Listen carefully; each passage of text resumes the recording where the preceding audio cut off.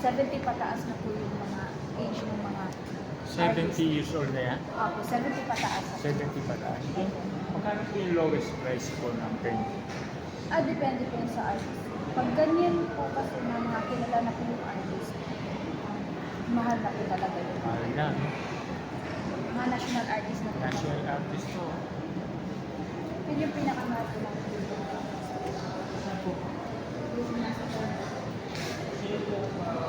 Sino? Si Mona Lisa? Kilala po na po.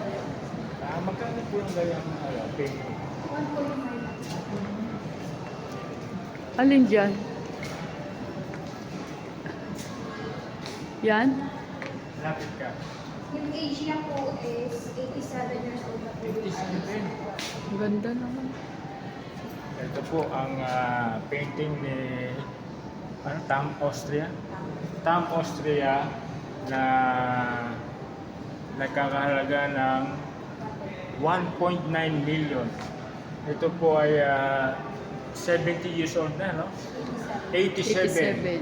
Itong painting Painter. nito ay 87 years old na. Nagkakahalaga po siya ng 1.9 million. Napakaganda ng painting na to. Napakaganda, oh. Napakaganda. Ito naman, sino gumawa ng painting na to? Bayanihan. Matthews Garcia. Magis Garcia. Tagalente po yung artist. Taga Leyte. Nagkakahalaga po ito na magkano? 750,000. Napakaganda, oh. Mandikhan. Ilang taon na siya? Hindi po ako sure kung ilang taon na po siya. Nasa 40s. 7. 40 years old. 40s. Yan. Ito, anong tawag dito sa painting na ito? Mixed media po siya, sir. Ma'am? Mixed media. Mixed media. Mixed media. Ang ganda, simple lang, oh. Simple lang. Pero nagkakahalaga siya ng 750,000.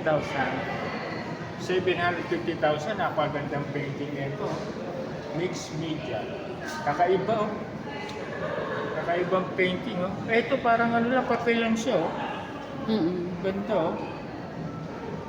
Handicraft. Recycle material. Ito, mga recycle material. Yan. Ang gaganda. Ito, kakaiba, oh, yung puno, oh. Eh lalo ito, chess. Ito naman, chess. Meron. Recycle rin to, no? Recycle material. Metal, ano? Metal. Gaganda, oh. Oh, ito, kakaiba, oh.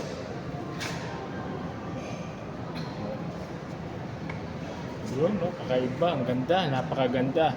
Ito ay mga likha ng Pilipino, no? Likha ng mga Ang artist namin dito, mga local artists. yung mga local artists, likha ng Pilipino, sarili natin, no?